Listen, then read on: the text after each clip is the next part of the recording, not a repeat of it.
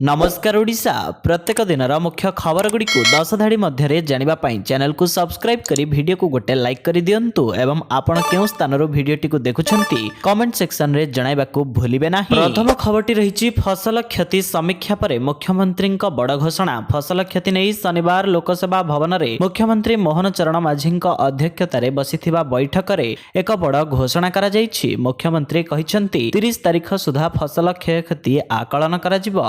Debit जरिया चाषी को फसल क्षतिपूरण प्रदान कराजिबो। बीमा करिथिबा चाषी और करिनथिबा चाषी माने एही क्षतिपूरण पाइबे। वर्तमान सुधा 1,26,000 चाषी आवेदन करिसंती। आज रविवार सुधा अन्य चाषी माने आवेदन करने को मुख्यमंत्री चाषी माननकु परामर्श दैछंती। एथि सहित टोल फ्री नंबर 1447 रे आवेदन करने को मुख्यमंत्री परामर्श दैछंती। बैठक में कृषि मंत्री केभी सिंहदेव, राजस्व मंत्री, समवाय मंत्री और जोगाण मंत्री कृष्ण पात्र, मुख्य शासन सचिव उन्नयन कमिशनर मध्य उपस्थित थिले। परवर्ती खबर रही बांग्लादेश पुलिस रे हिंदू माननकु नियुक्ति दिया जिबा नाही। बांग्लादेश रे हिंदू विरोधी कार्यकलाप जारी रही। बांग्लादेश को हिंदू मुक्त करने दिगरे मोहम्मद यूनुसक नेतृत्वाधीन अंतरीण सरकार कार्य करुछंती। एबे सेठाकर गृह मंत्रालय एवं लोकसभा आयोग एक आदेश जारी करिछंती, जहा अनुसार पुलिस रे कनेस्टेबल पदवी रे कोनोसी हिंदू को नियुक्ति दिया जिबा नाही। एही आदेश जोगु 1500 रु अधिक हिंदू प्रार्थी आवेदन खारज होईछि। शेख हसीना क्षमतारू दूरे जिबा परठारू बांग्लादेश रे हिंदूंक विरोध रे लगातार काम चलिछि। प्रारंभिक पर्याय रे सहकारी आरक्षी अधीक्षक और डीआईजी बाहर 100 रु अधिक हिंदू पुलिस अधिकारी को चाकरी रु बहिष्कार करा जायछि। सेमानक स्थान रे विशेष करी जमाती इस्लामी रो सदस्यों को आतंकवादी को नियुक्ति देबा को निष्पत्ति निया जायतिला। परवर्ती खबर रही श्रीमंदिर रे गठन हेबो नुआ परिचालना कमिटी। श्रीमंदिर परिचालना कमिटी पई आसिला नुआ गाइडलाइन। 18 नवेम्बर 2024 रे हाईकोर्ट देथिबा राय अनुसार गठन हेबो नुआ परिचालना कमिटी। एनै श्रीमंदिर मुख्य प्रशासकों को चिट्ठी लिखिछंती अतिरिक्त सचिव।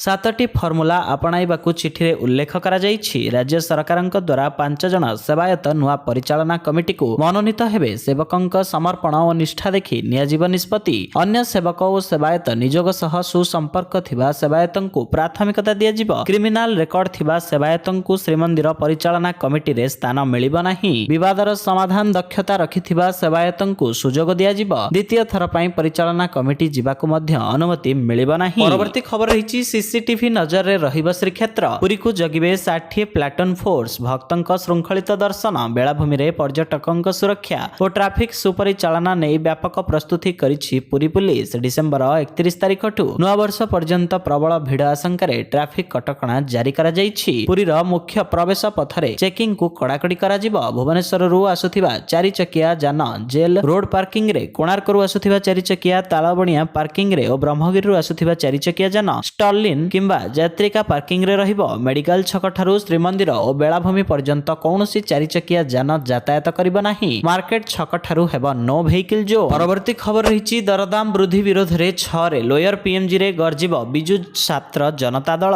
शंख भवन ठारे बिजु छात्र जनता दलर एक प्रस्तुति बैठक अनुष्ठित होई जाइछि। राज्य रे अत्यावश्यकीय जिनिसर दरदाम वृद्धि विरोध रे बिजु जनता दल तरफरु आसंता जनवरी 6 तारिख रे गण विक्षोभ को नै दल सजाग अछि। बिजु जनता दलर एही आंदोलन रे शामिल हेबे 5000 छात्र छात्री। एही बैठक बिजु छात्र जनता दलर सभापति श्री देवीरंजन त्रिपाठी अध्यक्षता रे अनुष्ठित होइथिला। किभଳି शांति श्रृंखला रे छात्र माने आसी कार्यक्रम को सफल करिवे से विषय रे प्रसाद मिश्र कहिथिले। डबल इंजिन सरकार रे खाद्य वस्त्र और औषध भଳି नित्य व्यवहार्य जिनिसर दरदाम आकाश छुआ। एही कारण जोगु अतिष्ठ हेलेनी राज्यवासी। किंतु राज्य रे बीजेपी सरकार निदा विष्णु साजिछि कहिछि बीजेडी। एनै राज्यवासी स्वार्थ रक्षा पई बिजु जनता दल एही गण विक्षोभर डाकरा दैछि। एही प्रस्तुति बैठक रे संजय दास वर्मा और वरिष्ठ नेता प्रणव प्रकाश दासंक समेत राज्य कर्मकर्ता और विभिन्न कैंपस र छात्र नेता माने उपस्थित थिले। परवर्ती खबर रही भुवनेश्वर जाभियर छकरे सीरीज दुर्घटना। भुवनेश्वर जाभियर छकरे सीरीज दुर्घटना होईछि। पछकु पछ पिटी होईछि। 4टी कार एवं पिकअप भ्यान। सीरीज दुर्घटना रे एकाधिक व्यक्ति आहत होईछंती।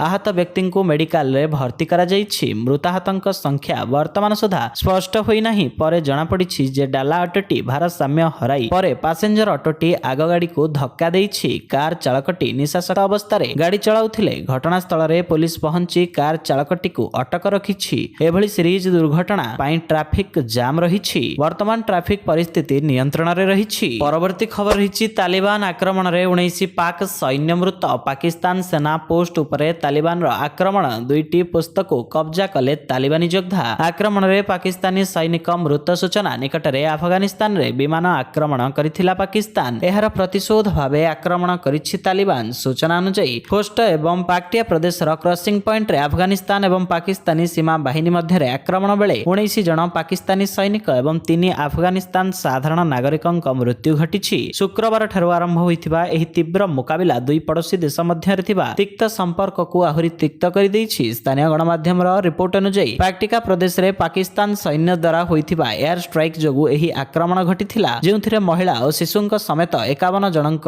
ମୃତ୍ୟୁ ଘଟିଥିଲା। ପରବର୍ତ୍ତୀ ଖବର ରହିଛି ଦିଲ୍ଲୀରେ 101 ବର୍ଷର ରେକର୍ଡ ଭାଙ୍ଗିଲା ବର୍ଷା। ଡିସେମ୍ବର ମାସରେ ଅଦିନିଆ ବର୍ଷା ଦିଲ୍ଲୀରେ 101 ବର୍ଷର ରେକର୍ଡ ଭାଙ୍ଗିଛି। ସର୍ବଶେଷ ତଥ୍ୟ ଅନୁଯାୟୀ ସଫଦରଜଙ୍ଗରେ ଶନିବାର ସକାଳ 8:30 ସୁଦ୍ଧା ଗତ 24 ଘଣ୍ଟାରେ 41.2 ମିଲିମିଟର ବର୍ଷା ରେକର୍ଡ କରାଯାଇଛି। ଦିଲ୍ଲୀ ଇତିହାସରେ ଡିସେମ୍ବର ମାସରେ ଗୋଟିଏ ଦିନରେ ଏହା ହେଉଛି ଦ୍ୱିତୀୟ ସର୍ବାଧିକ ବର୍ଷା। ଏହା ପୂର୍ବରୁ 3 ଡିସେମ୍ବର 1923ରେ ଗୋଟିଏ ଦିନରେ ସର୍ବକାଳୀନ ରେକର୍ଡ 75.7 ମିମି ବର୍ଷା ହୋଇଥିଲା। ତେବେ ରେକର୍ଡ ହୋଇଥିବା ବର୍ଷା 101 ବର୍ଷରେ ଏକ ରେକର୍ଡ। ଏହା ପୂର୍ବରୁ ଦିଲ୍ଲୀରେ ଶୁକ୍ରବାର ପର୍ଯ୍ୟନ୍ତ 15 ବର୍ଷ ମଧ୍ୟରେ ସର୍ବାଧିକ ବୃଷ୍ଟିପାତ ରେକର୍ଡ କରାଯାଇଛି। ଏହି କାରଣରୁ ଗତକାଲି ସହରର ସର୍ବାଧିକ ତାପମାତ୍ରା ପ୍ରାୟ 10 ଡିଗ୍ରୀ ହ୍ରାସ ପାଇ 14.6 ଡିଗ୍ରୀ ସେଲସିୟସକୁ ଖସି ଆସିଥିଲା। ପରବର୍ତ୍ତୀ ଖବର ରହିଛି ବାର୍ଥଡେ ପାର୍ଟିରେ ବଟି ମାଗିବାକୁ ଗଲେ ଡିଏସ୍ପି। ନାଚ ଗୀତରେ ମସଗୁଲ ଥିଲେ ଲୋକେ। ମଦ ମାଂସର ଆସର ବି ଜମିଥିଲା। ଏତିକି ବେଳେ ପାର୍ଟିରେ ହଠାତ୍ ପହଞ୍ଚି ଗଲେ ଟ୍ରାଫିକ ଡିଏସ୍ପି ଆଉ ମାଗିଲେ ବଟି। ତେବେ ଲୋକେ ଟଙ୍କା ନ ଦେବାରୁ ରାଗି ଯାଇ ସେ ଫୁଟାଇଥିଲେ ଗୁଳି। ଏଥିରେ ଜଣଙ୍କ ମୃତ୍ୟୁ ହୋଇଛି। ସେହିପରି 2 ଜଣ ଆହତ ହୋଇଛନ୍ତି। ବିହାରରେ ଘଟିଛି ଏଭଳି କିଛି ଗୁଳିକାଣ୍ଡ ଘଟଣା। ବିହାରରେ ବ୍ୟାନ୍ ସତ୍ତ୍ୱେ ବହୁ ସଂଖ୍ୟକ ଲୋକ ଏଠାରେ ମଦ୍ୟପାନ କରୁଛନ୍ତି। ବେଆଇନ ମଦ